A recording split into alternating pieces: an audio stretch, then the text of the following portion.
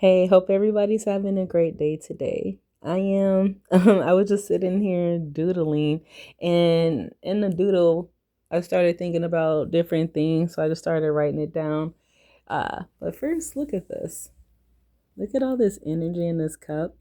I gave my ancestors some donuts that I had made, and I'm so happy. I was gonna use pancake mix because I was like, oh, that's just like a short, easy shortcut. But I didn't take the easy way out. I like made it with flour and baking powder. I did that. Boom. But anyways, so what I got from this doodling is that the decisions we make, they can actively turn our fate in different directions. So then I also asked, like, what if what we believe is the end is really the beginning? And just thinking of how about everything returns back to its source, kind of like return to sender, like come back, go back from which you came, this, that, and the other. And just kind of like thinking about Star Wars, how it was explained, like how the energy, the life force returns back to the earth, or how like in Avatar, all the energy goes back to Awa. And she disperses the energy back out, la la la la.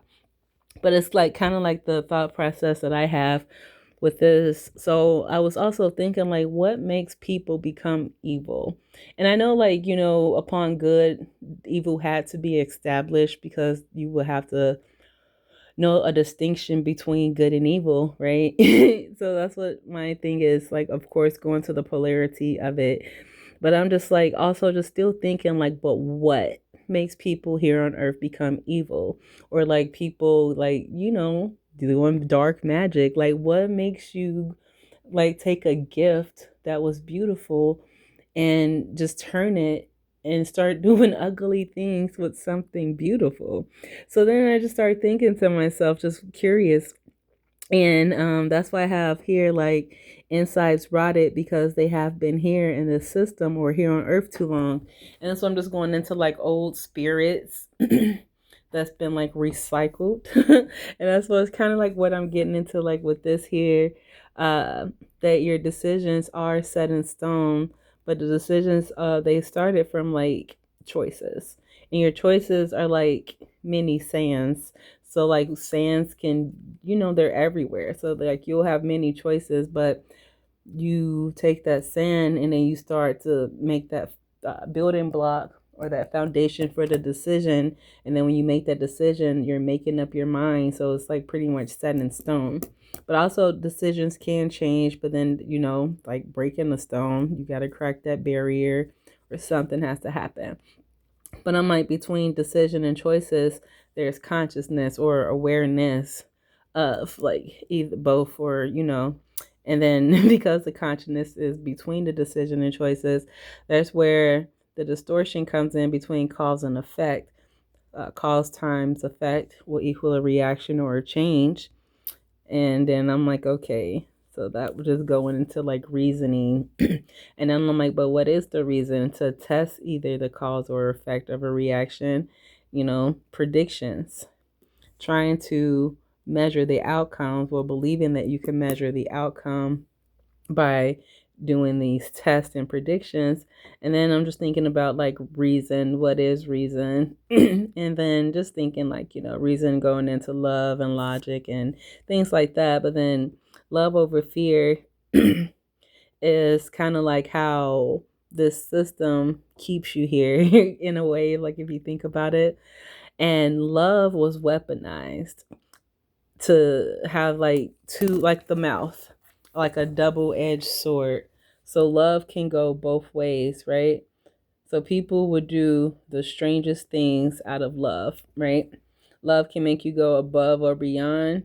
And then we've seen, like, sadly, in some instances, love will make you, take somebody out because you love them. You don't want to see them with somebody else, or you just love them and whatever, you lost control or what have you. But love can go either way, right? And so when you don't align love, because that's what I was just like, I drew a line between it. So I was like, a line, but a line is really a line. So I was like, okay, so if you don't align love, it'll return to regret. And then if you don't align fear, your fear return into hate. And that's kind of like the flip side of it. And then I was just thinking about other things that, power the system. Blood, sweat, and tears. I know growing up, that's all I heard. It's like, oh, my blood, sweat, and tears went into this. Right? So I'm like, okay, blood, sweat, and tears. But then also you're thinking about the system, semen. So then I'm like, blood will represent like war, sweat that you would do from working, tears from worrying. Then when I got here, I was like, dang, I'm like fluent with these W's, war, work, worry. Then when I got to semen, I'm like, okay, womb, man, right? Woman. And then I'm like, but these all factors give demand to time. So it's kind of like time is now your master, you're serving time. And the system is like a cycle. It is a system of cycling and recycling energy from host, and how I was explaining in the video, like the other previous video with the moon being a host and the door as well. So it's kind of like an invitation, right? So it's a system. So you're the gateway, or we represent the gateway here. And then because we are a gateway, another host. And this is what I'm calling here now, a distraction. So the distraction comes in with things that elevate these: alcohol, drugs, sex, everything to elevate this, because what you're doing is when you give your energy to these things, like without being in a line or aligned, what you're doing is you're accelerating, you're speeding up time, and it's like in a way, so it's like you're accelerating death. So it's like recycling life in a system of death that draw from these things. And it could be other factors, but these are just the ones that just jumped out to me like right off bat, like as I was doodling. So what we got going on here? Oh yeah. And then I was just thinking, because like we've heard about the stories about like, the 9 ether beings coming down here and making man in their own image. And I'm like, but I believe everything in this system or in this world operates as a math problem. So what you do to one side, you have to do to the other. Or I'm sorry, that wasn't a good representation. So say like we want to solve for B, right? Solve for A. So we're going to minus B on this side, right? And then minus B on that side to eliminate B to get A by itself. So, boom.